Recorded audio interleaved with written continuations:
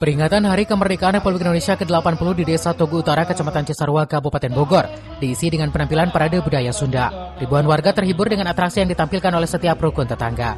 Parade budaya Sunda menjadi momentum untuk memperkenalkan warisan budaya kepada masyarakat.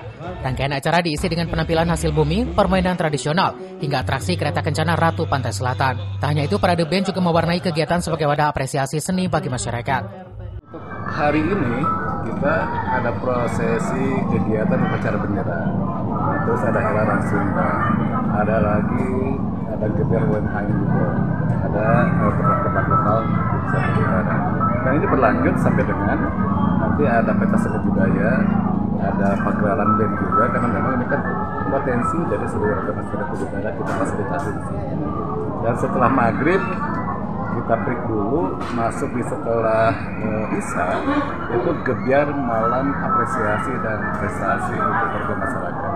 Jadi prosesi yang sudah kita laksanakan dalam rangka HUT ke-80 ini, nanti ada pembagian hadiah sekaligus nanti ada momen untuk pemberian anugerah Panca Abipraya.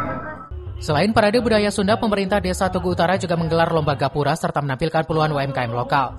Dalam acara ini pula akan ada pemberian penghargaan Anugerah Panca Abipraya. Kegiatan yang telah berlangsung konsisten sejak tahun 2015 selalu menjadi agenda rutin dalam peringatan Hari Ulang Tahun Kemerdekaan. Dari Cisarua, Wawan Supriyatna melaporkan.